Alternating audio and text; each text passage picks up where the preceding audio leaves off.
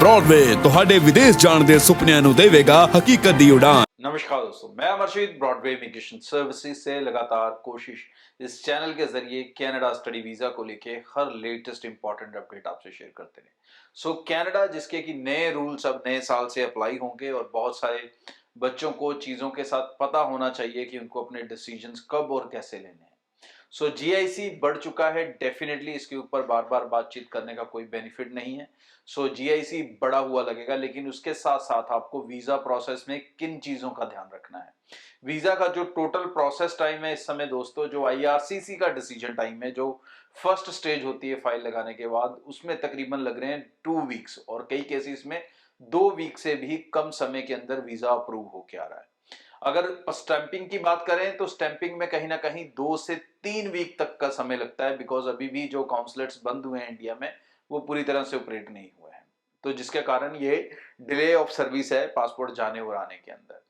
अब जब नए साल में आप फाइल्स लगाओगे, किन चीजों का ध्यान रखें। सबसे पहली चीज ये कि जब आप कनाडा की फाइल लगा रहे हैं तो एक तो जीआईसी नया जाएगा हर हाल में, अगर आपकी फाइल 1 जनवरी को एक्सेप्ट हो रही है। अगर कोई बच्चा गलती से 31 को जीआईसी कर रहा है या 31 या उससे पहले जीआईसी की हुई है और फाइल 1 जनवरी को लगाने जा रहा है तो वो गलत है। उसको अपना जीआईसी अमाउंट अपडेट करना होगा। जिस दिन आपकी फाइल लग रही है उस दिन के रूल गिने जाएंगे।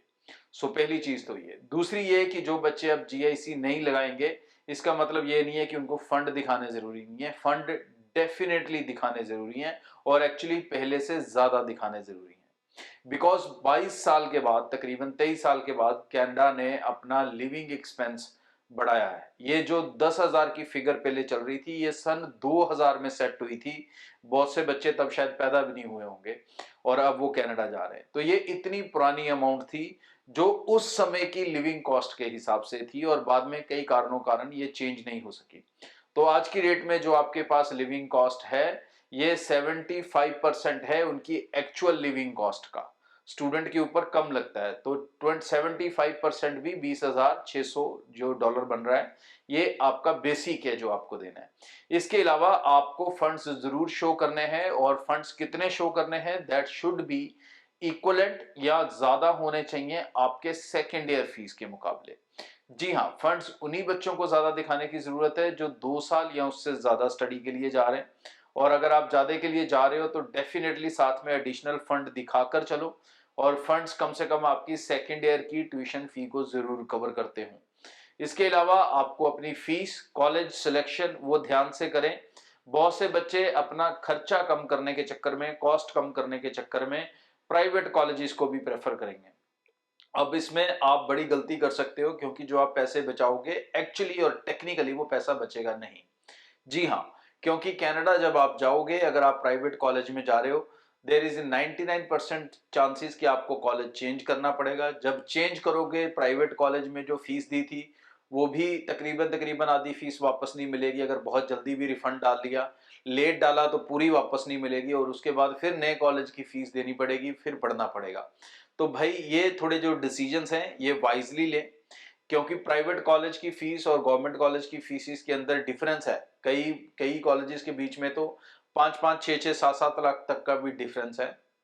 ये डिसीजन आप सोच समझ कर लें।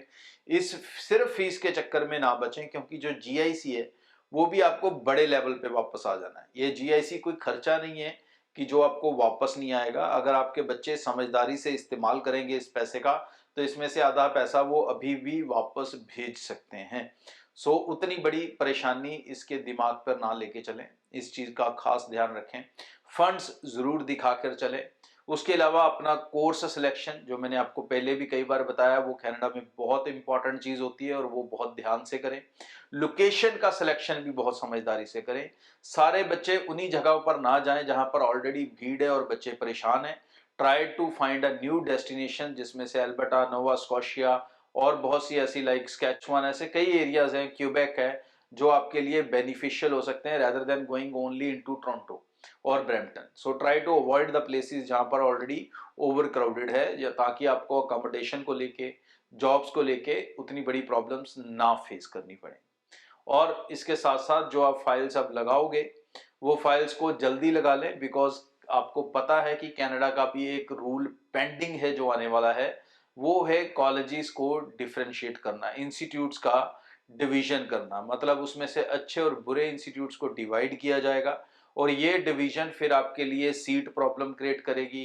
ये डिवीजन आपके लिए फीस की कॉस्ट को प्रॉब्लम को क्रिएट करेगी, क्योंकि ये डिवीजन आएगा सितंबर इनटेक के लिए और अप्रोक्सीमेटली कहीं ना कहीं अप्रैल और मई के आसपास इसके रेगुलेट होने के चांसेस हैं, मतलब इसके अप्लाई होने के चांसेस हैं। तो ये फर्क काफी सारी फाइलों पे डालेगा। हो सकता है आने वाले दिनों में इमिग्रेशन के नंबर्स कम हो जाएं स्टूडेंट्स के, क्योंकि कुछ तो कम होंगे बजट के कारण, क्योंकि कॉस्ट भी एक बड़ा फैक्टर होता है एक परिवार के लिए।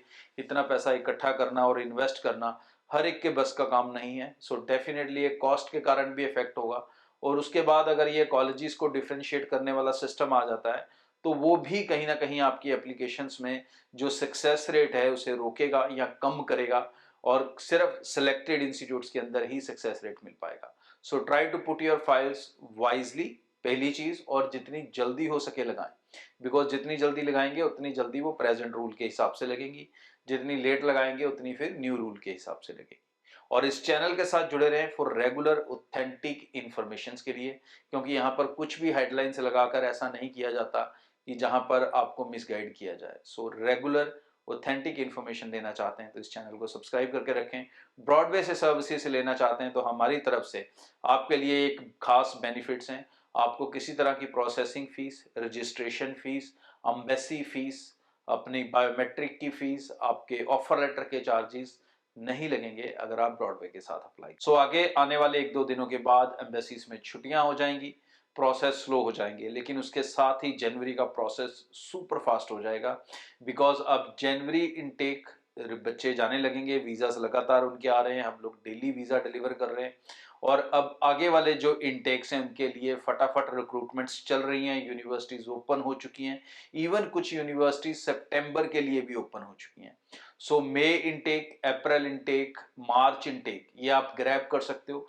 प्रोफाइल टू प्रोफाइल आपको ऑप्शंस मिलेंगी, बर्मिंघम में हो, चाहे लंदन में हो, चाहे मैनचेस्टर में हो, स्कॉटलैंड में हो, इन सब जगहों पर आपको अलग अलग ऑप्शंस मिल सकती हैं।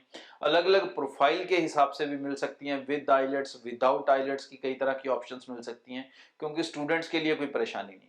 और 2 खास ऑप्शन मैं आपको लगातार बताता आ रहा हूं, इसका फायदा जरूर उठाएं जो बच्चे एलिजिबल हैं। एक वो जो स्पाउस के साथ जाना चाहते हैं स्टडी वीजा के ऊपर, तो हमारे पास रिसर्च प्रोग्राम है एमएससी का, जिसके अंदर आप स्पाउस जा सकते हैं, अपने परिवार के साथ जा सकते हैं। तो उसके लिए अप्लाई कर सकते हैं एलिजिबल स्टूडेंट्स। एलिजिबिलिटी के तौर पे आपके पास ग्रेजुएशन होनी चाहिए और आइल्स का स्कोर 6 ओवरऑल 5.5 या पीटी का एक अच्छा स्कोर होना चाहिए। इसी तरह से हमारे पास स्पेशल कोर्स है टॉप अप प्रोग्राम्स, जो है 10+2 स्टूडेंट्स के लिए, जिसमें गैप मैटर नहीं करता, लेकिन आपके पास आइल्स का स्कोर जो है 6 ओवरऑल 5.5 या अच्छा पीटी स्कोर होना चाहिए। इस टॉप अप प्रोग्राम के जरिए आप सीधा फाइनल ईयर ऑफ ग्रेजुएशन में जाएंगे।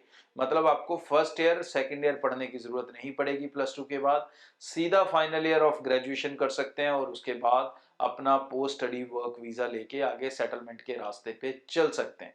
सो अपना समय बिल्कुल वेस्ट ना करें। ब्रॉडवे के साथ कोई भी वीजा एप्लीकेशन आप अप्लाई करते हैं, सबसे बड़ा बेनिफिट है कि आपको पैसे देने हैं वीजा लगने के बाद। और हर इंफॉर्मेशन के लिए, लेटेस्ट अपडेट्स के लिए चैनल को जरूर सब्सक्राइब करके रखें। आज के लिए इतना, थैंक यू। ब्रॉडवे ਤੁਹਾਡੇ ਵਿਦੇਸ਼ ਜਾਣ ਦੇ ਸੁਪਨਿਆਂ ਨੂੰ ਦੇਵੇਗਾ ਹਕੀਕਤ ਦੀ ਉਡਾਨ।